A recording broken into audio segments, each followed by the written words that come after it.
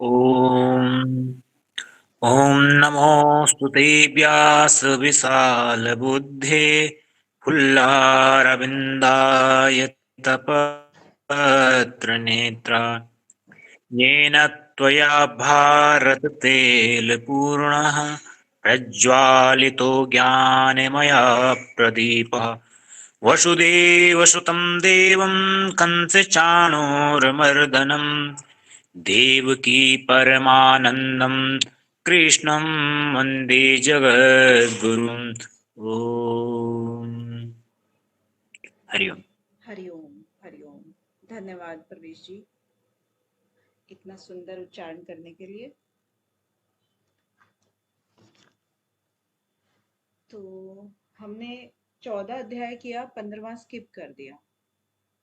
तो ऐसे ही मोटे मोटे तौर पे बता देते हैं कि 15वें में हल्का फुल्का क्या था, मतलब क्या था मीन्स जैसे 7वें अध्याय में इन्होंने 15वां श्लोक में और 9वें में 11 और 12 श्लोक में, मतलब 7वें और 9वें अध्याय में आसुरी और राक्षसी प्रवृत्ति प्रकृति जिनकी होती है वो मूड लोग मेरा भजन नहीं करते, ये एक लाइन भगवान श्री कृष्ण ने बोली थी। और इसके बाद फिर 9वें अध्याय में देवी प्रकृति वालों के लिए कुछ बोला था।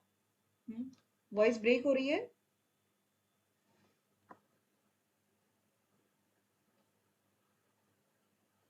ठीक है, क्लियर है।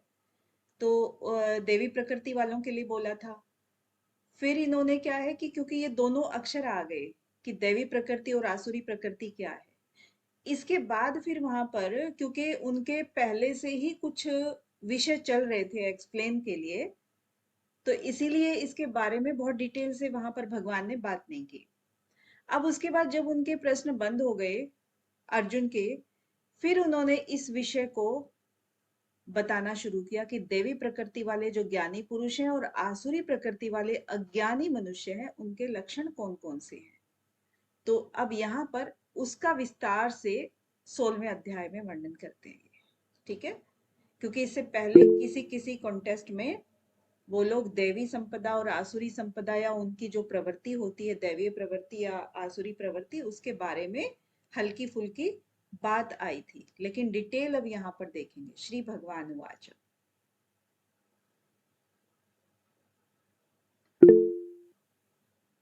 हाँ जी परवेश जी। जी मैम। श्रीभगवानुवाच अभयं सत्त्वसंशुद्धिर्ज्ञानयोगो व्यवस्थितिः दानं दमश्च यज्ञश्च स्वाध्यायस्तप आर्जवम्। हाँ जी, तो क्या कह रहे हैं कि अभयम, जो भय का जो अभय होता है उसको, मतलब भय का सर्वथा अभाव जो हो गया। सत्व संशुद्धि यानी कि अंतःकरण की अत्यंत शुद्धि वाले। ज्ञान योग व्यवस्थित यानी कि ज्ञान योग के लिए जो योग में जिनकी दृढ़ स्थिति हो गई है, व्यवस्थित हो गए हैं जो ज्ञान योग के अंदर। दानम, दानम मतलब जो सात्विक दान करते रहते हैं। दमः, दमः मतलब इंद्रियों का दमन। च यज्ञ, यज्ञ मतलब जो यज्ञ होता है, यानी कि वो आहुति वही बाती करते रहते हैं। और च स्वाध्याय, और वो स्वाध्याय भी करते रहते हैं।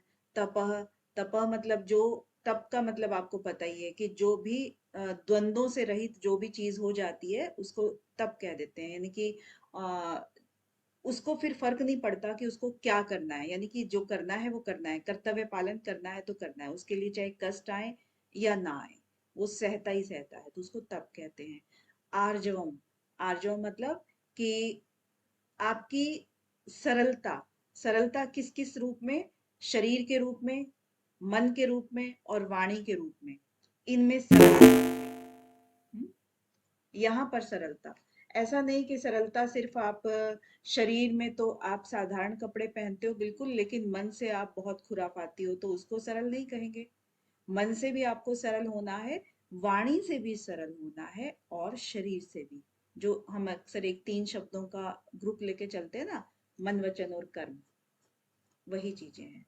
तो आजर्व, उसमें भी आजर्व जो होता है। तो इसमें यानी कि भय का सर्वथा अभाव, अंतःकरण की पूर्ण निर्मलता, तत्व ज्ञान के लिए ध्यान योग में निरंतर दृढ़ स्थिति, सात्विक दान, इंद्रियों का दमन, भगवान देवता या गुरुजनों की पूजा, अग्निहोत्र आदि उत्तम कर्मों का आचरण और वेद शास्त्रों का पठन पाठन, वही स्वाध्याय हुआ ना, और भगवान के नाम और गुणों का कीर्तन, स्वधर्म पालन के लिए कष्ट सहन और शरीर तथा इंद्रियों सहित अंतःकरण की सरलता। हम्म तो इस तरह से, हाँ जी, आप भी हैं, संगीता जी भी हैं, देखो बिल्कुल आपके मधुर जो है ना, गले में ही मधुरता है। हम्म, तो यहाँ पर इन्हीं चीजों की बात करते हैं। हाँ, ये सारे के सारे किसके गुण हो गए? सात्विक, यानी कि जो आपकी कौन सी दैवी शक्ति हो गई ना, थोड़ा बहुत उसको अभी धीरे धीरे बढ़ा रहे हैं। तो आगे नेक्स्ट संगीता जी।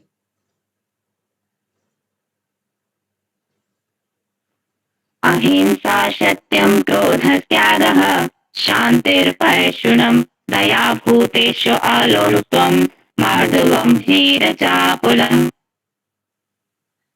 पहले तो कोई लड़की की ना नजर उतार दो, हाँ, नजर लग गई है बेचारे के गले की, ये तो गलत बात हो गई भाई। चलो फिर भी उसके बाद भी जो है ना, आपने बहुत अच्छा बोला है। क्या कहा है कि अहिंसा सत्यम क्रोधो त्यागः, और उसके बाद शांति और अपैशुनम। अहिंसा मतलब जो हिंसा नहीं होती है, किस किस से? मन वचन और कर्म से, वही हम तीनों चीजों को अहिंसा कहेंगे। यानी कि शरीर मन और वाणी आदि का जो भाव है वो किसी भी तरह से आपका हिंसक ना हो, किसी का अहित ना करे, उसको हम अहिंसा कहेंगे। सत्यम, और हर प्रकार से आपको मन वचन और कर्म से सत्य का ही पालन करना है। हम्म जो भी आपने देखा सुना पढ़ा समझा निश्चय किया, वो सब के सब आपके सत्य ही उसमें घटित होने चाहिए। अक्रोध, अक्रोध मतलब कि दूसरों का अनिष्ट करने के लिए हमें, जो हम अनिष्ट जो करते हैं, तो अंतःकरण के अंदर जो भी हमारी चीज वृत्ति पैदा होती है उसके ऊपर हमें क्रोध नहीं करना है, तो अक्रोध। ठीक है, अब ऐसी भावना नहीं लेकर के आनी है कि हमें उसके लिए बदला लेना है, कुछ करना है, उस तरह का अक्रोध की भावना हो। त्याग की भावना हो, संसार से विमुख होना, जैसे असली त्याग होता है, जो बार बार बताया गया कि ये प्रकृति जनक चीजें हैं, इनको हमें त्याग देना चाहिए। तो एक बाहर का त्याग है, एक भीतर का त्याग है। तो बाहर के त्याग से हम जैसे पाप है, अन्याय है, अत्याचार है, दुराचार है, इन सब का हम लोग करते हैं। और भीतर के त्याग से हम क्या करते हैं कि नाशवान वस्तुओं की कामना का त्याग करना है। अब हमें अपनी इच्छाएं जो भी होती है ना, वो भीतर का त्याग से आती हैं। तो वो सभी मन और प्रकृति दोनों की ही भावनाओं का त्याग जो है वो हमें करना है। ठीक है, और शांति, शांत होता है ऐसे प्रवृत्ति वाला, क्योंकि अंतःकरण में राग द्वेष जनित हलचल का होता ही नहीं है, तो वो शांति की प्रवृत्ति अपने आप आ गई उसमें। ठीक है, तो राग द्वेष नहीं हुआ। और उसके बाद अपैशुनम, अपैशुनम मतलब कि किसी के दोष को दूसरों के आगे प्रकट करने और दूसरों में उसके प्रति दुर्भाव पैदा करना, वो पिशुनता होती है। और इसका जो बिल्कुल अभाव हो जाता है, जब ये चीज हम नहीं करते हैं, तो उसको कहते हैं अपैशुनम। यानी कि किसी के दोष को दूसरों के आगे प्रकट करो, फिर दूसरों में उसके प्रति दुर्भावना को पैदा करना है, होता है ना। इसको दूसरे अर्थों में क्या कहते हैं, जो लोकल बोलचाल की भाषा है उसको क्या कह देते हैं? उसको चुगली करना। तो यही चुगली होती है कि आपको वो नहीं करनी है, क्योंकि चुगली में यही तो होता है ना कि इसकी बात उसको कह दिया और उसको भड़का दिया। उसके बाद क्या है? दया भूतेषु अलोलुप्त्वम मार्दवम ही अचापलम। तो अब यहाँ पर दया, दया का मतलब क्या हुआ कि ये आप लोगों के पास भी फटी हुई आवाज आ रही है क्या? नहीं मैम, ठीक है। ओके, आप में से जो भी बोल रहा है वो आवाज फट रही है, पता नहीं क्यों। चलिए, तो आगे क्या है कि दया भूतेषु। दया भूतेषु मीन्स दूसरों को दुखी देख करके उनका दुख दूर करने की भावना को दया कहते हैं। दया उसी को कहते हैं ना कि दुखी आदमी कोई भी, उसके ऊपर दया दिखा दो और उसको दूर करने की भावना रखो। किस हद तक आप कर सकते हो वो एक अलग मैटर है। तो भगवान की, संत महात्माओं की या साधकों की या साधारण मनुष्यों की, सबकी ही आपको इस तरह से भावना रखनी चाहिए। और भगवान की दया, इसके बाद आपका संतों की दया आ गई, फिर उसके बाद साधारण जनों की, साधकों की, जिसको जो भी नीड है, जो जिस जरूरत में है, उन सब की ही आपको करनी है। अब भगवान की दया कैसी होती है? सभी को शुद्ध करने के लिए होती है। तो भक्त लोग इस दया के दो भेद बताते हैं, एक तो कृपा और एक दया। कहते हैं ना, कृपा करो भगवान या दया करो भगवान।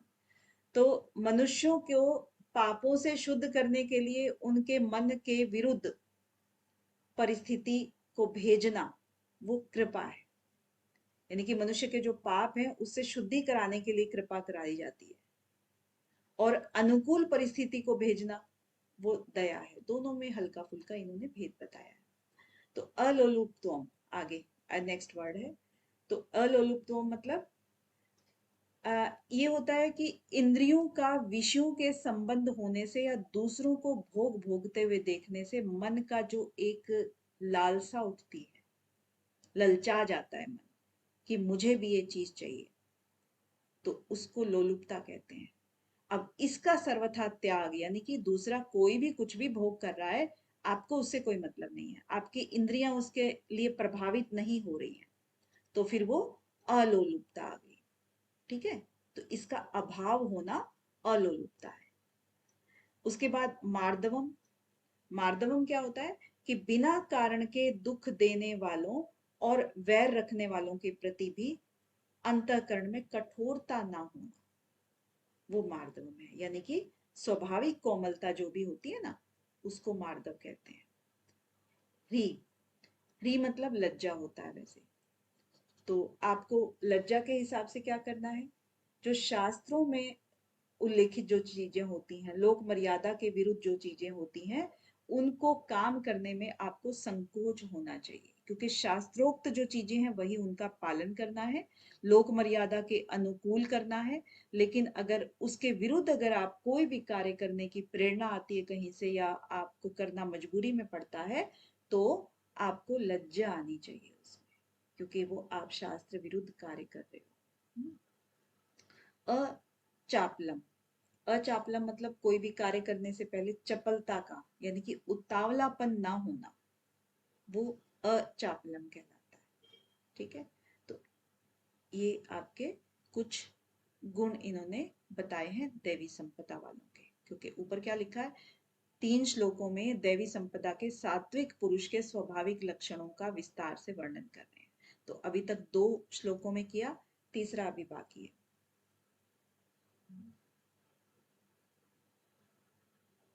हाँ जी, तो इसमें आप थोड़ा सा नोटिस भी करेंगे ना, अगर आप थोड़ा नोटिस करेंगे इसको, तो पहले वाला जो आपका श्लोक है, ये प्रकट कर रहा है भाव को। अगर हम और बारीकी से चलें तो दैवी संपदा वालों के भाव क्या होते हैं, वो पहले श्लोक में है। दैवी संपद वालों के भाव, और अगले वाले में आपका आ गया है आचरण। इनका आचरण कैसा होता है, तो ये सारे आप पॉइंट्स लिख लेना, जो भी हैं, ऊपर वाले भी नीचे वाले भी। तो ये भाव के अंतर्गत आएंगे, ये आचरण के अंतर्गत आएंगे। और तीसरे नंबर पे आपका इसका आ जाता है, इनका ये जब हो जाते हैं तो प्रभाव क्या पड़ता है देवी संपदा वालों का। ठीक है, तो ये तीनों को थोड़ा सा करके आपको डिफ्रेंशिएट हो जाता है इसमें। हाँ जी, मानसी जी।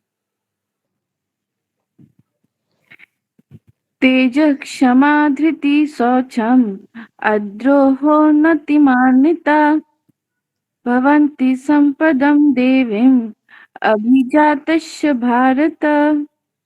हाँ, तो इसमें क्या कह रहे हैं कि तेज क्षमा धृति शोचम, और उसके बाद अद्रोह, ये इन्होंने बोला। और नातिमानिता, ये इन्होंने बताए हैं, और अगले में इन्होंने बस देवी का ही बताया। तो ये आपके प्रभाव बताए हैं। तेजह, तेजह मतलब जो एक तेज आ जाता है, महापुरुषों का संग मिलने पर उनके जो प्रभाव से प्रभावित होकर के जब साधारण पुरुष भी दुर्गुण दुर्विचारों का त्याग कर देता है, और फिर धीरे धीरे उसको यहाँ पर उस शक्ति को क्या कहा गया है? तेज कहा गया है। ठीक है, तो ये तेज हो गया। क्षमा करने की उसमें प्रवृत्ति आ जाती है। फिर उसको जल्दी से, ऐसा नहीं है कि हर चीज को रिएक्ट ही करना है, वो अज्ञानी समझ करके सामने वाले को क्षमा कर देता है। फिर धृति, धृति मतलब धैर्य, उसके अंदर धैर्य आ जाता है। हर चीज के लिए उसी समय रिएक्ट करना वो जरूरी नहीं समझता, क्योंकि वो विवेक ज्ञान से भरता जाता है। तो धृति हो गई। शोचम, शोचम मतलब वो बाहर और आंतरिक शुद्धि जो होती है उसको वो अप्लाई करने लगता है। ठीक है, और इससे फिर क्या है, उसका अंतःकरण भी शुद्ध हो जाता है, और बाह्य तो वो करता ही करता है। इसमें शोचम से एक महर्षि पतंजलि का एक सूत्र था, कौन सा था? कौन सा था? सोच संतोष तपा। और संतोष तपस स्वाध्याय ईश्वर प्रेरित। ये क्या बता रहे हो आप रंजना जी? नियम का बता दिया। शौचात् स्व अंग परिर्जुगुप्सा। हाँ, शोचात स्वांग परैर जुगुप्सा। शोच का ये वाला सूत्र है। वो जो आपने बताया वो तो नियम बताया कि ये नियम का पालन करना चाहिए, वो उसमें तो बहुत सारी चीजें आ गई। यहाँ पर्टिकुलर आपको शौच का पूछा था। उसके बाद आता है अद्रोह। अद्रोह मतलब वैर भाव का ना होना, यानी कि द्रोह नहीं करना आपको। द्रोह कब करते हो? जब आपके अंदर वैर भरा हो, वैर का भाव भरा हो, बदला लेने की भावना हो, दुश्मनी हो, इन सब चीजों के रहते रहते ही तो क्या करते हैं? द्रोह करते हैं। और ये अगर नहीं है तो अद्रोह अपने आप हो गया। फिर नाती मानिता, नाती मानिता मतलब कि मान की इच्छा नहीं है आपको, कोई सम्मान आपको दे बेकार में, आप बस उसी दंभ में जीते रहें, तो वो वाला आपकी इच्छा नहीं है। ठीक है, नाती मानिता कि मान को आप नहीं चाहते हो, ये सब झूठा अभिमान है, तो वो वाला करके आप इसको भी त्याग कर देते हो। भवंती संपदम दैवीम अभिजातस्य भारत। तो हे भरतवंशी अर्जुन, भारत है, तो दैवी संपदा को प्राप्त हुए मनुष्य के ये लक्षण हैं जो ऊपर दिए गए हैं। राइट, तो अब 3 श्लोकों में आपको क्या क्या बता दिया है? देवी संपदा वालों के भाव बता दिए हैं कि वो किस भाव के होते हैं, उनका आचरण क्या होता है, और उनका प्रभाव क्या होता है। तो अब तक परमात्मा का एक ही उद्देश्य रखने वालों की दैवी संपत्ति बताई, क्योंकि दोनों संपत्तियां बतानी है उनको, एक तो दैवी और एक आसुरी। अभी इन्होंने क्या बताई? दैवी संपत्ति। उसके बाद सांसारिक भोग भोगना और संग्रह करना ही जिनका उद्देश्य है, ऐसे प्राण पोषण परायण लोगों की कौन सी संपत्ति होती है, इसको अब यहां पर बताएंगे। रूबी जी।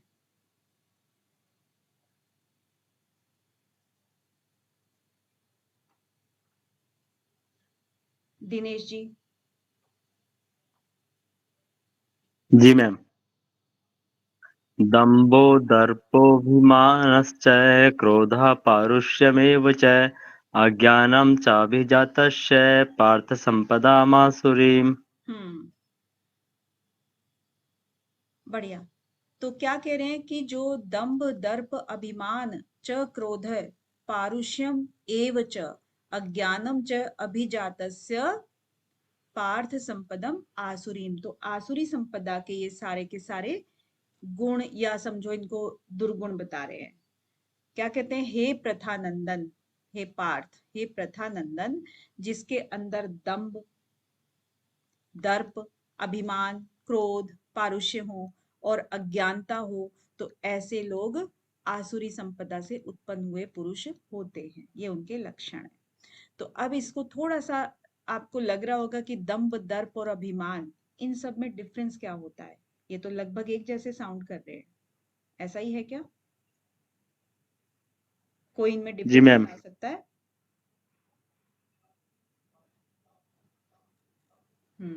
हाँ जी, और मैम डिफरेंस। सभी अभी पर्यायवाची हैं।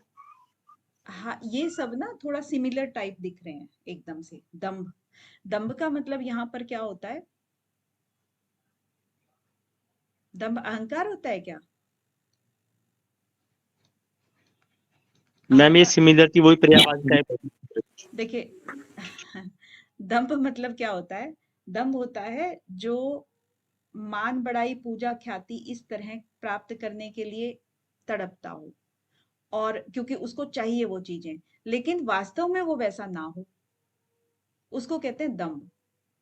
यानी कि आपको झूठी बड़ाई चाहिए, झूठा मान चाहिए, झूठा सम्मान चाहिए, लेकिन वास्तव में आपके अंदर वैसी कैपेसिटी या क्वालिटी नहीं है, तो ये दंभ होता है।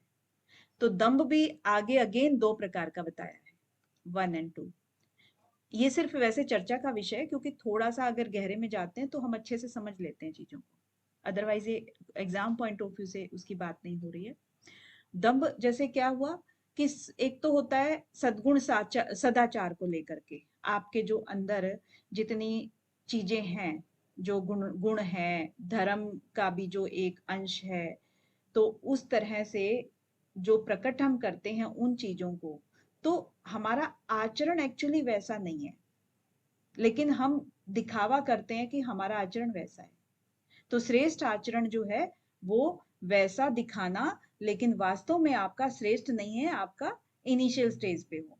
तो क्योंकि वो होता है ना, अध जल गगरी छलकत जाए, दो चार गुण तो भर लिए हैं, लेकिन अभी बहुत सारे गुण बाकी थे, और वो छलक रहा है उतना, उसको उसको लोगों को ये दिखाना है कि मैं बहुत ज्ञानवान हूँ, मैं सब कुछ जानता हूँ, तो उसको कहते हैं दंभ, जो पहला इसका प्रकार बताया है। दूसरे जो प्रकार में है कि वो दुर्गुण दुराचारों को लेकर के, एक तो सद्गुण सदाचार को लेकर के है, एक दुर्गुण दुराचारों को लेकर के है। अब ऐसा व्यक्ति जिसके अंदर देखिए थोड़े गुण तो हैं, उसने जैसे कि अभी बताया कि थोड़े गुण तो हैं, लेकिन वो चाहता ये है कि मेरा मान सम्मान बहुत ऊपरी तरीके पे हो, बहुत ही मतलब महान तरीके से हो। और दुर्गुण दुराचार को लेकर के, जैसे वो आम तौर पर पे तो वो खाता है, सरलता से रहता है, बहुत ज्यादा सरल नहीं, मतलब कभी कभार जैसे होता है ना, तो वैसे रहता है। ले ओकेजनली आजकल बोल देते हैं कि ओकेजनली वेजिटेरियन या नॉन वेजिटेरियन, ऐसा बोल देते हैं ना, तो वैसा। तो ओकेजनली वाला आप एक एग्जांपल ले सकते हो कि एक आपका कोई भी पीयर प्रेशर बोलते हैं क्या उसको, जो आपके फ्रेंड सर्कल के अंदर होता है, और फिर कहते हैं कि अरे नहीं नहीं, सबके सब नो शराब पीना है सबको, नहीं पिएगा तो समाज में क्या इज्जत होगी, ऐसा वैसा कुछ भी बोलते हैं। तो उनको अपने आप को कूल दिखाने के लिए, जो आजकल के बच्चों की शायद मैं लैंग्वेज यूज कर रही हूँ, अपने आप को कूल दिखाने के लिए कि मैं जो है ना सब तरफ ये काम करता हूँ, तो उसके लिए फिर वो ड्रिंक ले लेते हैं। तो ऐसे बंदे, यानी कि है क्या वास्तव में, वो दुराचार या दुर्गुण हो गया है। आ, पहली बार सुन रहे हो आप ये?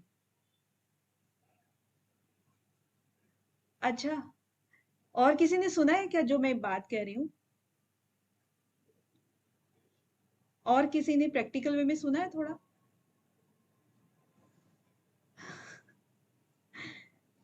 देखिए सुना है। प्रवेश जी, पहली बार नहीं, अब देखिए सब जगह सुनते हैं आप। कहाँ गुरुकुल में रह रहे हो तो वहां तो सब शुद्ध ही शुद्ध है।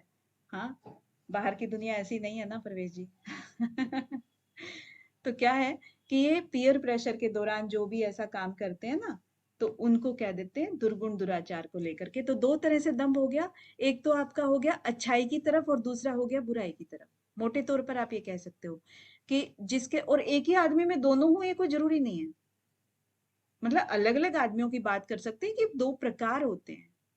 तो दो प्रकार में एक तो हो गया आपका सदाचार की तरफ, जो कि आपके अंदर छुटपुट आपके गुण हैं, अच्छे हैं, दो चार श्लोक और ये दो चार चीजें उक्तियां आपको याद हैं, उन्हीं को आप बोल करके थोड़ा सा प्रभाव जमाने की कोशिश करते हो, और आप सोचते हो कि मान सम्मान हमारा ऐसा हो जैसे कि बहुत ही ऊपरी लेवल पे। और इधर दुर्गुण दुराचार की बात है कि यहाँ पर इतना वो करना नहीं चाहता है, रोजमर्रा की जिंदगी में नहीं करता है, लेकिन पीयर प्रेशर के दौरान वो कहता है कि नहीं कोई बात नहीं, हम तो कूल हैं जी, हम तो सब कुछ करते हैं।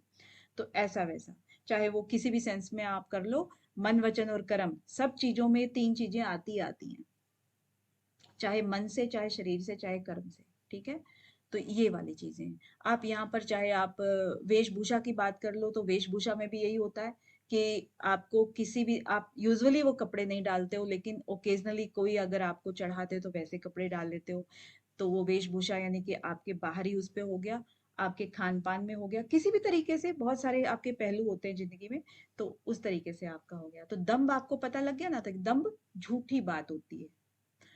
दर्प, नेक्स्ट, दर्प क्या होता है? दर्प का मतलब क्या है? वो भी घमंड एक टाइप का। तो घमंड, यहां पर घमंड को कैसे कह रहे हैं कि जो आपके पास धन, वैभव, जमीन, जायदाद, परिवार, मकान, ये सारी जितनी चीजें हैं, उनसे जो आपके अंदर अभिमान पैदा होता है कि मेरे पास इतना धन है, इतना बड़ा परिवार है, इतना राज्य, अगर राजा की बात करूं, इतना बड़ा है, सब कुछ है, तो वो सारी जो मेरे पास इतनी जमीन जायदाद है, मेरे पीछे इतने आदमी हैं, मैं अगर एक बात बोलूंगा तो मेरे पक्ष में बहुत सारे आदमी खड़े होंगे और मेरी बराबरी कोई नहीं कर सकता। तो इस तरह की जो चीजें हैं, अगर संप्रदाय की भी बात करें तो मेरा संप्रदाय लाखों का है, करोड़ों का है, इस टाइप से, तो वो सारी चीजें क्या आती हैं? दर्प के अंतर्गत आती हैं। अब आ जाते हैं अभिमान पे। अभिमान क्या है? जो अहं वाली बात होती है, यानी कि जो आपका स्थूल, सूक्ष्म और कारण शरीर को लेकर के आपके अंदर जो बड़प्पन का अभिमान होता है, उसकी बात करते हैं। जो बड़प्पन आप अनुभव करते हो, उसको अभिमान कहते हैं। जैसे कि आपने अच्छी जाति में जन्म लिया, उच्च जाति में जन्म लिया, मैं कुलीन हूं, मेरा वर्ण आश्रम जो है ना बहुत ही उत्तम है, हमारी जाति में इस तरह की प्रधानता होती है, गांव भर में हमारी बात चलती है, हम की जो बात करते हैं ना, कि अपने आप को सुपीरियरिटी कॉम्प्लेक्स आप बोल सकते हो आजकल की भाषा में, तो वो वाली चीज अगर आपके साथ होती है तो फिर वो उसको अभिमान के अंतर्गत रखेंगे। ठीक है, तीनों चीजों में आपका डिफरेंस आ गया, दंभ में, दर्प में और अभिमान में। उसके बाद क्रोध, क्रोध का वो इनका होता है। क्रोध एक आसुरी जाति का अनिष्ट करने के लिए जो अंतःकरण में जलन की जो प्रवृत्ति होती है, उसका नाम क्रोध हो गया। पारुष्यम, पारुष्यम क्या होता है? कठोरता, मतलब ये भी कई तरह से होती है, जैसे शरीर से अकड़ के चलना, टेढ़े मेढ़े चलना, तो ये शारीरिक पारुष्य हो गया। तो नेत्रों से टेढ़ा मेढ़ा देखना, यानी कि सरलता नहीं हुई ना, वो मतलब कुछ ना कुछ शरारती तत्व उसके अंदर ऐड हो गए हैं। मन, वचन और कर्म से, ये भी सब तीनों चीजों से आएगा कि मन, शरीर से तो आपको बता ही दिया कि अकड़ के चलना जैसे, है ना, और आपका आंखों से जो बता रहे हैं कि क्रोध की नजरों से आंखें बड़ी करके देखना, छोटी करके, आंखें तरेर के देखना, तो वो सब शरीर से आ गया। और वाणी से आपका कठोर वचन हो गया, दूसरों को आप किस कैसे भी तरह से गाली गलौज करके बोलते हो, कैसे कठोर वचन बोलते हो, धमकाते हो, वो सब वाणी वाला पारुष्य आ गया आपका, है ना। तो दूसरों के ऊपर जब संकट आ जाता है, दुख आ जाता है, तो उसकी सहायता नहीं करते हो आप, तो वो आपके भाव आ जाते हैं, कठोर भाव हो गए, तो हृदय का वो पारुष्य हो गया, यानी कि मन, वचन और कर्म, तीनों ही चीजों से इन्होंने पारुष्य को बता दिया है। अज्ञानम च, तो ये अज्ञानता इनके अंदर होती होती है, अज्ञान का पर्दा पड़ा रहता है इनके अंदर। अविवेकी नहीं होते, अविवेकी होते हैं, विवेक नहीं होता इनके अंदर, सत असत इन सब का ज्ञान नहीं होता है, तभी तो ये काम करते हैं और नाशवान पदार्थों के भोग और संग्रह पर लगे रहते हैं ये लोग। तो इस तरीके से ये बात कर रहे हैं। अभिजातस्य पार, जो ऐसे होते हैं वो आसुरी संपदा के पुरुष के लक्षण बताए गए हैं। अब आगे क्या कह रहे हैं कि अब भगवान दैवी और आसुरी दोनों प्रकार की संपत्तियों का फल बताते हैं। हाँ जी, अभी लास्ट में रूबी जी ने किया था क्या? नहीं, रूबी जी छूट गई थी। हाँ जी रूबी जी, अब मुझे लग रहा है ये हैंड रेज करके भूल गई हैं। हाँ जी प्रवेश जी। जी मैम। देवी संपद्विमोक्षाय निबंधाय सुरी मता मा शुचः संपदम देवी मभिजातोसि पांडव। तो क्या कह रहे हैं कि देवी संपद विमोक्षाय, जो देवी संपत्ति होती है वो मुक्ति के लिए होती है, विमोक्ष यानी कि मोक्ष के लिए होती है। निबंधाय आसुरी मता, और जो बंधन के लिए मानी गई है वो क्या है, आसुरी, मेरे मत से, उनके मत से, है ना, कि तुम जो है ना आसुरी जो है वो बंधन के लिए है और देवी संपद मोक्ष के लिए है। माँ शुच संपद देवीम अभिजात असि पांडवा, और इसीलिए हे पांडव, हे अर्जुन, तू शोक मत कर। माँ शुचः, क्या कर, शोक मत कर, चिंता मत कर। संपदम देवीम, तू जो है ना, देवीम अभिजात, तू जो है देवी संपत्ति का अभिजात है, प्राणी है, यानी कि तू उसी को ही प्राप्त हुआ है, देवी संपदा को ही प्राप्त हुआ है, इसीलिए तू शोक मत कर। ठीक है, ये यहाँ पर कह रहे हैं, तो बहुत ज्यादा इसमें है नहीं, बस आगे क्या है, संपूर्ण प्राणियों में चेतन और जड़, हल्का सा हल्का हल्का कैसे कैसे आगे बढ़ रहे हैं उसको आप ठीक से देखना कि किन वर्ड्स के साथ में और ऐड होते हुए आगे बढ़ रहे हैं। जो संपूर्ण प्राणी हैं, जड़ और चेतन दोनों में रहते हैं। उनमें कई प्राणियों की जड़ता से विमुख होकर चेतन परमात्मा की ओर मुख्यता का लक्ष्य रहता है, होता है ना, क्योंकि सभी प्राणियों में इन्होंने एक मुख्य बात बोली कि सभी प्राणियों में जड़ और चेतन दोनों रहते हैं, रहेंगे ही रहेंगे। थोड़ा ज्ञान थोड़ा अज्ञान भी रहता है, बने हुए भी दोनों मिलकर के हैं तो रहेगा।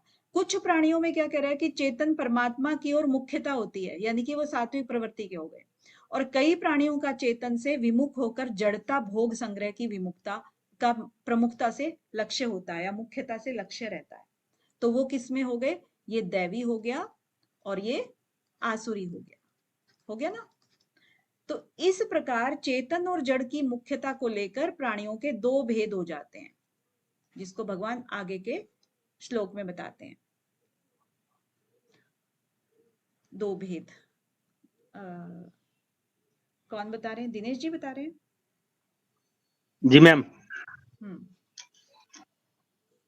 दो भूत सर्गो लोके अस्मिन् देव आसुर एव च देवो विस्तरश प्रोक्तः आसुरं पार्थ मे शृणु। तो दौ भूत सर्गौ लोके अस्मिन् देव ही आसुरः एव च। अब यहाँ क्या कह रहे हैं कि जो आपके दो प्रकार के भूत सर्ग होते हैं, आसुरी संपत्ति का विस्तार पूर्वक वर्णन यहाँ पर करते हैं। उसी में आगे चल के कह रहे हैं कि दौ भूत सर्गौ, यानी कि जो भूत हैं, मनुष्य, भूत शब्द से क्या क्या आता है, भूत सर्ग, सर्ग का मतलब संसार, आप समझ सकते हो ना, कि भूत, भूत मतलब प्राणी, प्राणियों का जो संसार है उससे मनुष्य, देवता, असुर, राक्षस, भूत, प्रेत, पिशाच, ये सब होते हैं ना, जो पशु पक्षी कीट और ये सब, ये जो भी जीव आत्माएं होती हैं, तो जो जीव जो शरीरधारी हैं उनको ये कह रहे हैं भूत, जो एक उसमें डाल दिया इन्होंने। तो लेकिन यहाँ पर क्या करें कि आसुरी स्वभाव का त्याग करने की विवेक शक्ति मुख्य रूप से किसमें होती है, मनुष्य में होती है, बाकी किसी में नहीं होती है ना।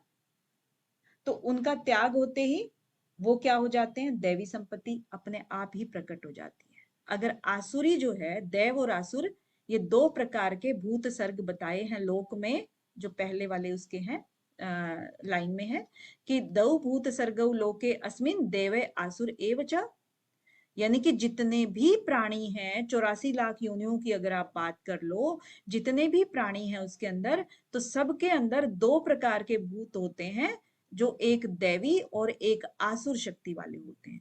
उनमें भी आगे कह रहे हैं कि जितने प्राणी हैं, तो जिनके अंदर उन्होंने इसका जो त्याग करना सीख लिया, किस चीज का त्याग करना, जो भोग विलास की चीजें हैं उनका त्याग करना सीख लिया, तो उनके अंदर धीरे धीरे करके दैवी संपत्ति अपने आप इंक्रीज हो जाती है। पहले इन्होंने एक ही माना संसार सृष्टि, उसके बाद धीरे जिसने जो त्याग कर दिया, जैसे खराब चीजों का त्याग कर दिया तो वो दैवी की तरफ बढ़ गए, और खराब चीजों को इंक्लूड जो करते चले गए वो आसुरी की तरफ बढ़ गए। तो वो दो प्रकार की इन्होंने भूत सर्ग बताए हैं। दैवै विस्तरशः प्रोक्तः आसुरम पार्थ में शृणु। अब उनमें से जो दैवी प्रकृति वाला तो विस्तार से कह दिया गया है ऊपर, तो आसुरी प्रकृति वाले मनुष्य समुदाय को भी तू विस्तार से मुझसे सुन। दैव है विस्तरस्य, दैव को तो विस्तार से कह दिया गया है। प्रोक्तः आसुरम पार्थ में शृणु, और अब आसुरी शक्ति वालों को तू मेरे से सुन।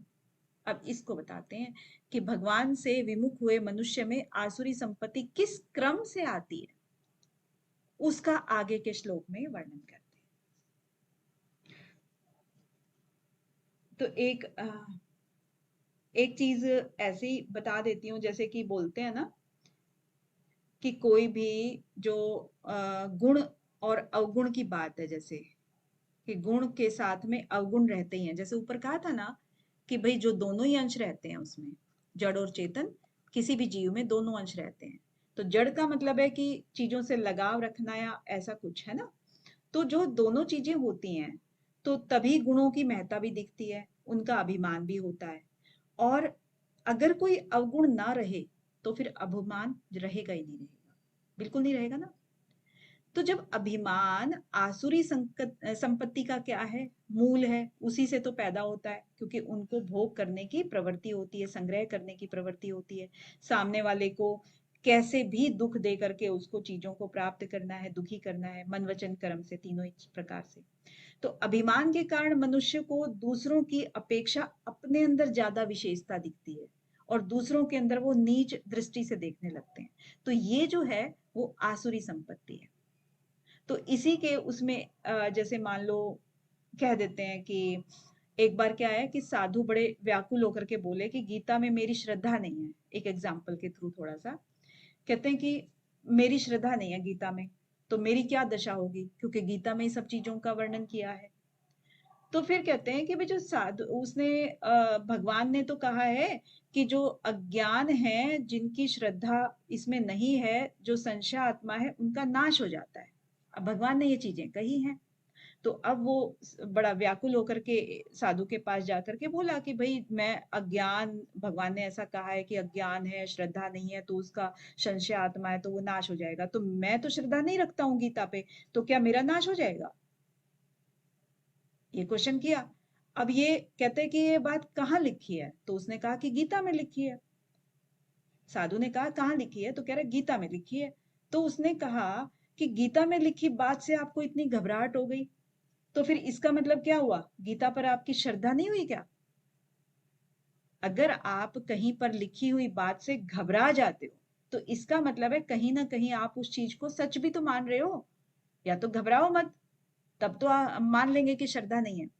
तो फिर यहाँ पर वही चीज कह रहे हैं कि गुण अवगुण वाले जो भी चीज हैं, तो उसको कैसे ये लोग घबरा जाते हैं, इसका मतलब है वो मनुष्य अंदर से नरम है, श्रद्धा रखता है, लेकिन ऊपर से दंभी है। वो कह रहा है कि नहीं, मुझ में श्रद्धा नहीं है ना। तो ऐसी ऐसी चीजें बड़ी युक्ति युक्त होती हैं, जो कि समझने में बड़ी हेल्प करती हैं। कौन पढ़ेगा आगे का? शिवी जी।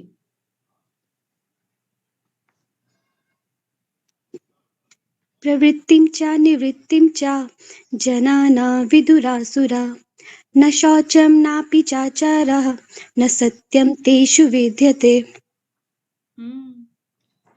तो ऐसे ही है। ऐसे ना कथा कहानियां तो बहुत होती हैं बीच बीच में, लेकिन वो हम कथाकार नहीं है ना अभी, तो उसमें टाइम बहुत जाता है।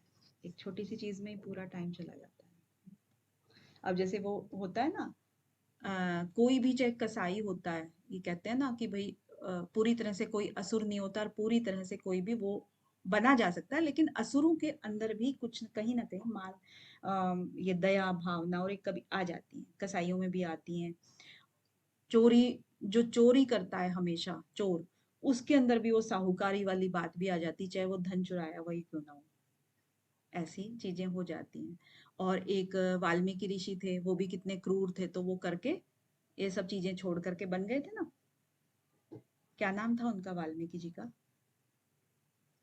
रत्नाकर। रत्नाकर। तो कितना देखो ड्रास्टिक चेंज होता है किसी एक मनुष्य में, एक ही जीवन में, करना चाहे कोई भी कर सकता है ना। तो आगे क्या करें कि प्रवृत्तिम च निवृत्तिम च जना न विदु आसुरा, यानी कि जो आसुर प्रवृत्ति वाले हैं उनकी बात कर रहे हैं। जो मनुष्य किसमें प्रवृत्त होना चाहिए और किससे निवृत्त होना चाहिए, जो आसुर प्रवृत्ति वाले हैं उनकी बात कर रहे हैं। न विदु, वो नहीं जानते हैं, आसुरी वाले, असुर वाले नहीं जानते हैं कि किस में उनको प्रवृत्त होना है और किस में उनको निवृत्त होना है। ठीक है, प्रवृत्त और निवृत्त तो आप जानते ही हो क्या चीज है, कि शास्त्रोक्त जो भी नियम कहे गए हैं उनको किसको अपनाना चाहिए और किसे उसको छोड़ना चाहिए। कौन सा खान पान है, कौन सी शिक्षा है, कौन सी और उनकी दिनचर्या है, उन सब चीजों को वो भेद नहीं जानते हैं। दूसरा अगर कुछ करता है तो उसको हंसी भी उड़ाते हैं, उसको मूर्ख समझते हैं। तो इस तरह से वो होते हैं। तो आचरण उनका ऐसा होता है कि उनको अच्छे बुरे का कुछ भी नहीं पता होता।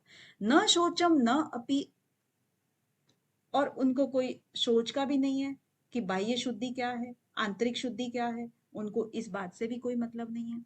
न अपि च आचार है, और श्रेष्ठ आचरण का भी उनको कोई ज्ञान नहीं है कि आचरण कैसे किया जाता है लोगों से। न सत्यम, सत्य भाषण वो नहीं जानते हैं। तेषु, मतलब उनके अंदर ये सब चीजें नहीं होती हैं। न विद्यते, वो सब चीजें, सत्य भाषण वगैरह कुछ नहीं होता है उनके अंदर। तो ऐसी चीजें वो कह रहे हैं कि आसुरी प्रवृत्ति वाले, न उनको प्रवृत्ति का पता है, न उनको निवृत्ति का पता है, न सोच का पता है, न आचार का पता है, और न ही सत्य भाषण का पता है। तो वो किसी तरह से भी वो नहीं जानते हैं कुछ भी। तो जहां सत्कर्मों में प्रवृत्ति नहीं होती, क्योंकि ये सारी चीजें क्या है, सत्कर्मों में प्रवृत्ति नहीं है ना, जहां सत्कर्मों में प्रवृत्ति नहीं होती वहां सद्भावों का भी निरादर होता है। अतः सद्भाव दबते चले जाते हैं। अब यहाँ पर भी एक चीज नोटिस करने वाली है कि हम लोग क्रमशः कैसे बढ़ते हैं। हम क्रमशः भी लिखते हैं किसी चीज को, क्रम भी लिखते हैं। तो वो क्रम क्या होता है, यानी कि एक के बाद दूसरी चीज का घटित होना, जो स्वाभाविक रूप से होता है, इसी को बोलते हैं ना। तो यहाँ पर क्या कहा सबसे पहले, प्रवृत्ति, जहां सत्कर्मों में प्रवृत्ति नहीं होती, प्रवृत्ति मतलब आगे बढ़ने की प्रेरणा, या फिर किसी चीज में शास्त्रोक्त विधि से जो हम आगे बढ़ते हैं, प्रवृत्ति जहां बढ़ना चाहिए, तो जब वहां वो नहीं होती तो सद्भाव, तो उस तरह के भाव कैसे उत्पन्न होंगे आपको? भाव नहीं उत्पन्न होंगे ना। तो भावों, सद्भावों का भी निरादर होता है। तो सद्भाव चले जाते हैं। तो इसको फिर आगे के श्लोक में बताते हैं। हाँ जी, कौन बताएगा? रंजना जी। असत्यम अप्रतिष्ठम ते जगत आहु ओ अनीश्वरम अपर अपरस्पर संभूतम किम अन्यत काम हेतुकम। आप अभी भी वही भजन की तरह से प्रोनाउंस करती हैं इसको, छंद की तरह से कोशिश कीजिए रंजना जी, थोड़ा। जी मैम। हाँ, इसीलिए बीच बीच में आपसे मैं सुन लेती हूँ कि अभी कुछ सुधार हुआ कि नहीं हुआ। तो आपका है असत्यम अप्रतिष्ठम, ठीक है, क्लियर है वैसे।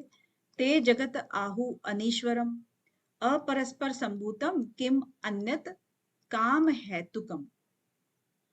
तो ये सब आसुरी प्रवृत्ति का क्या है, सद्भाव, जो कि उसके दबते चले गए, वैसे वैसे बता रहे हैं। अब असत्यम, जो संसार को असत्य कहते हैं, अप्रतिष्ठम, बिना मर्यादा के रहते हैं, और ते जगत आहु, और ये इस जगत को ये कहा करते हैं। ते मतलब वही आसुरी शक्ति वाले इस जगत को कहा करते हैं। क्या कहा करते हैं? कि ये संसार असत्य है, अप्रतिष्ठ है, मतलब ये कैसे भी चलता है, भगवान के द्वारा नहीं चलता, अनीश्वरम, भगवान के द्वारा नहीं चलता, ये वैसे ही चलता है कि स्त्री पुरुष के संयोग से और जनता पैदा हो गई है और वो इसी से ही चल रही है। ठीक है, अपरस्परम संभूतम, यही चीज है, केवल अपने आप ही चल रहा है, स्त्री पुरुष के संयोग से पैदा हुआ है। किम अन्यत कौतुहम, और इसके अन्य और क्या कारण है भाई? काम ही क्या है, इसका कारण ही क्या है? किम अन्यत, इसका अन्य काम है तुकम, तो इसका अन्य कोई भी कारण और क्या हो सकता है? तो ये यहां पर कह रहे हैं, कौन? आसुरी प्रवृत्ति वाले।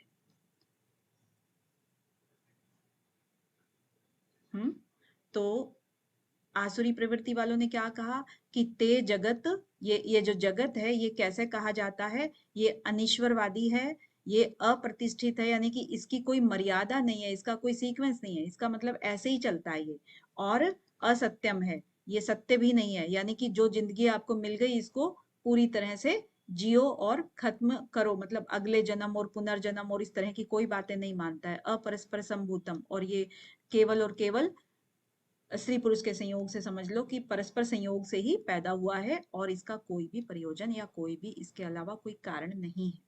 राइट, तो ये यहाँ पर कह रहे हैं।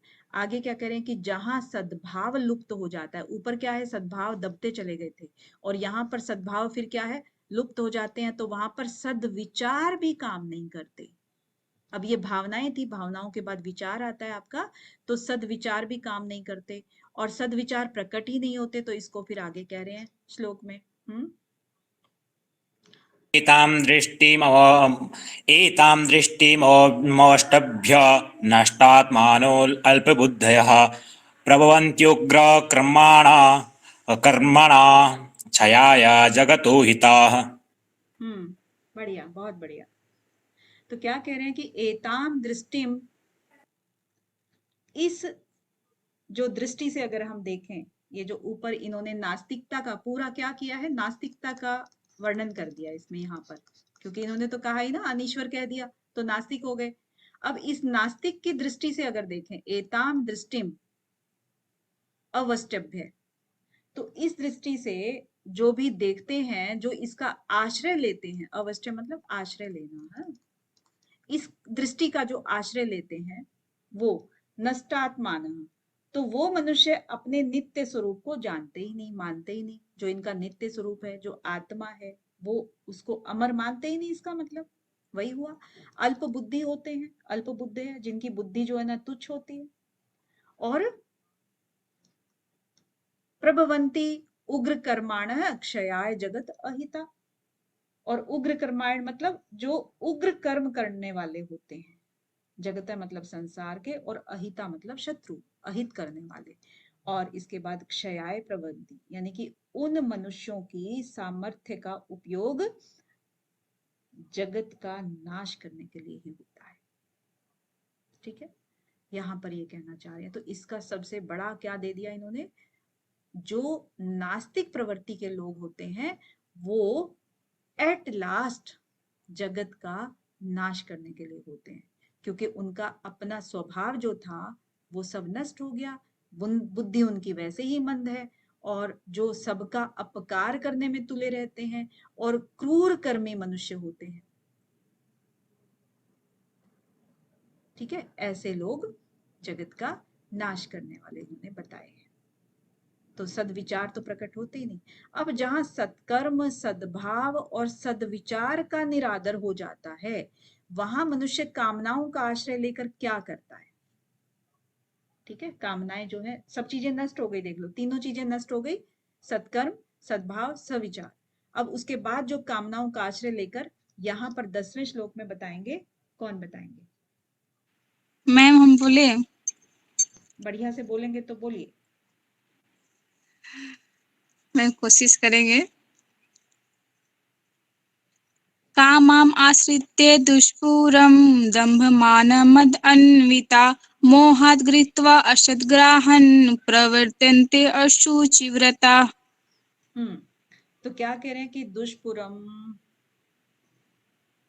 कामम आश्रितम दुष्परम, जो कभी पूरी न होने वाली कामनाओं का आश्रय लेकर, कामना आश्रित दुष्पुरम, दुष्पुरम मतलब जो कभी पूरी नहीं होती हैं, उनकी बात कर रहे हैं।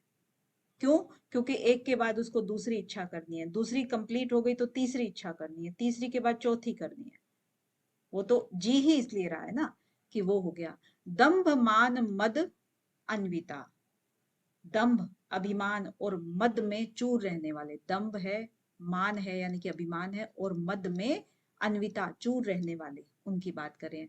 मोहात घृत्वा, और मोह के कारण आगे क्या है, असद ग्रहान प्रवंते, तो असद यानी कि दुराग्रहों को धारण करने वाले इस संसार में विचरते रहते हैं। प्रवतंते अशुचि व्रत, यानी कि अपवित्र व्रत को धारण करने वाले जो मनुष्य हैं वो, और ये मोह को ग्रहण करने वाले, और काम, जो आपकी कामनाएं हैं जो कभी पूरी नहीं होती हैं, उनके साथ में जो दंभ अभिमान वगैरह ये सब रखते हैं, ये सारे अपवित्र व्रत धारण करने वाले मनुष्य मोह के अभिमान में संसार में ऐसे ही विचरते रहते हैं, क्योंकि इनका तो कभी अंत होगा भी नहीं, कर्माशय हैं सारे, वो कभी ये पूरे खत्म करते ही नहीं है। तो यहां पर यही कह रहे हैं।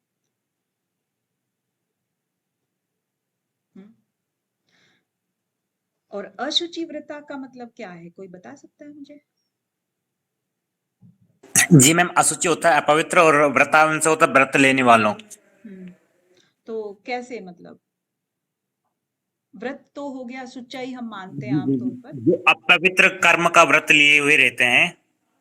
हाँ, अपवित्र कर्म, यानी कि जैसे किसी ने सौगंध खा ली कि मुझे जो है ना, ये इस तरह की जो आदमी हैं, जीव हैं, उनको आग लगा देनी है, मारना है, या बम ब्लास्ट जैसे होता है ना कि भाई अपने आजकल बॉडी पे बम बांध के और चल देते हैं और फिर इतने आदमियों का खात्मा कर देते हैं। तो वो एक तरह से प्रण लेके चला ना, अपनी आहुति तो दे रहा है, लेकिन और वो तो वो है जो बम ब्लास्टर, जो जिसको क्या कहते हैं, सुसाइडेड बॉम्ब ऐसा कुछ बोलते हैं क्या, या जो भी बोलते हैं, तो वो वाले हो गए जो मानव बम। मानव बम तो वो हो गए जिन्होंने अपने आप को भी खत्म कर लिया। लेकिन ऐसे भी बहुत होते हैं जो दूसरों को मारते रहते हैं। आजकल वो फिर से चला हुआ है ना, युद्ध वगैरह कहीं कहीं कैसे कैसे चले हुए हैं। तो वो सब यही तो है, झूठे दम में, अभिमान में, इन सब में दूसरों की कितनी ज्यादा हानि कर रहे हैं वो लोग।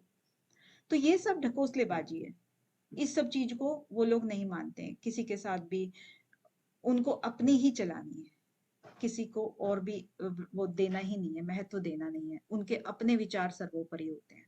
तो वो अशुचि व्रत हो गए कि आपके ये ऐसे व्रत जो हैं, ऐसे जो कथन हैं, वो किसी काम के नहीं है, किसी दूसरे की जान ले रहे हैं, उसको कह रहे हैं अशुचि व्रत।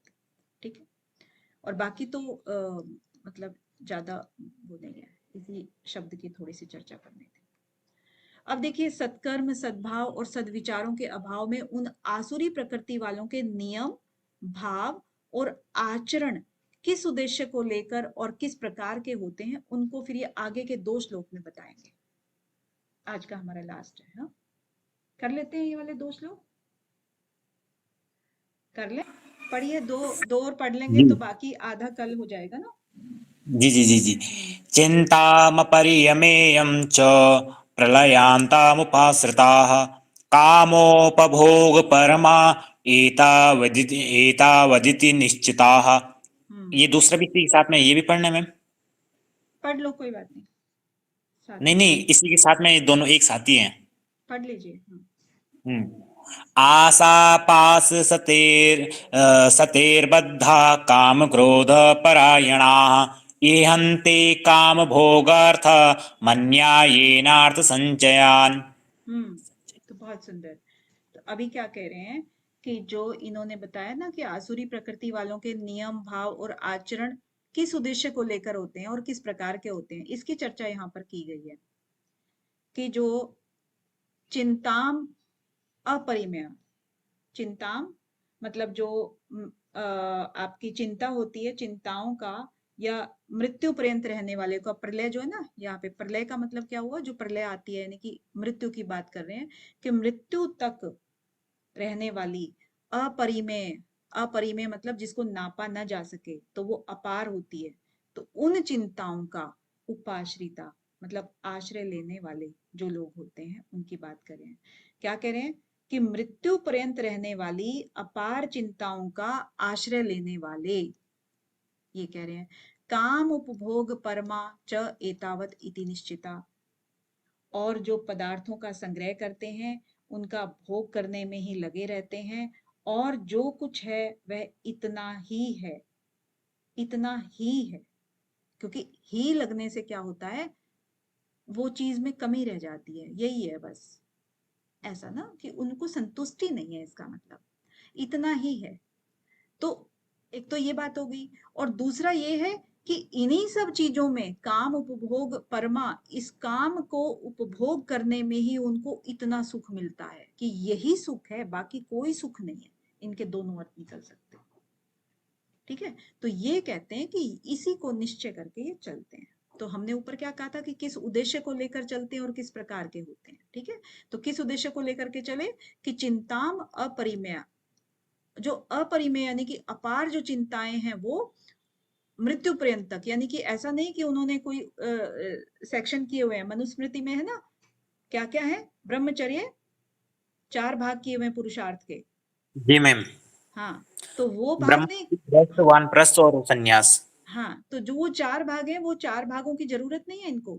इनको कह रहे हैं कि मृत्यु पर्यंत तक, जब तक इनकी मृत्यु ना हो जाए तब तक, प्रलयांतम है ना, तब तक वो इसी आश्रय को लेकर के चलते हैं, और जो अनगणित चिंताएं हैं उनको भी झेलते रहते हैं, और उसके बाद काम यानी कि जो विषय भोग हैं उनमें भी तत्पर रहते हैं, और इसी में ही अपने सुख को निश्चित मानते हैं कि यहीं पर सुख है। ठीक है, अब वस्तुएं विनाशी हैं और आप अविनाशी हैं, दोनों चीजों में अलग हो गया। अब इसकी पूर्ति कैसे हो फिर, नाशवान के द्वारा अविनाशी की पूर्ति कैसे हो सकती है, क्योंकि सिमिलर चीजों की पूर्तियां होती हैं, वैसे थोड़ी होती है। तो अब यहाँ पर आगे अगले श्लोक में बताते हैं कि आशा पाश शतई बुद्धा बद्धा काम क्रोध परायणा इहन्ते काम भोगार्थम अन्यायेन अर्थ संजया। तो आशा पाशा मतलब जो अपने जितने भी आशाएं हैं, उम्मीदें हैं, उनकी बात कर रहे हैं कि आशा की सैकड़ों फांसियों में। अब फांसी क्यों कह दिया, बद्धा, यहाँ पर बद्धा है ना, क्योंकि जितनी आपकी उम्मीदें हैं, जितनी डिजायर्स हैं, उनकी बात कर रहे हैं, तो वो सारी आपको बंधन में डालती हैं। बंधे हुए मनुष्य के ये काम होते हैं। और उसके बाद काम क्रोध के परायण होते हैं वो लोग, क्योंकि सभी आशाएं अगर पूरी नहीं होंगी तो क्या होगा, आपके काम क्रोध बढ़ेंगे, और फिर इ अंते काम भोगार्थ, और फिर इन पदार्थों का भोग करने के लिए अन्याय पूर्वक, अन्यायेन, अन्याय पूर्वक आप क्या करोगे, विधि अपनाओगे धन संचय करने की। अर्थ संचयान, अर्थ मतलब धन, धन का संचय करोगे अन्याय पूर्वक, क्योंकि आपकी जो कामनाएं हैं वो पूरी नहीं होती हैं, क्योंकि वो क्या है आगे, अपरिमेय है। तो इसीलिए आशा पाशते, आपकी जो आशा की सैकड़ों फांसियों की बात कर रहे हैं, बंधन करते हैं, फांसियों की बात करते हैं, तो वो काम क्रोध के परायण होकर के करते हैं, और यही सब आपके काम क्रोध को बढ़ाते हैं। और कैसे बढ़ाते हैं, धन संचय जो करने की आपकी प्रेरणा आती है जो आसुरी स्वभाव के कारण, उसके कारण आप अन्याय पूर्वक किसी को भी दुखी करके, अन्याय करके उससे धन संचय की चेष्टा करने लगते। राइट, तो यहाँ पर आज का यही संपन्न करते हैं।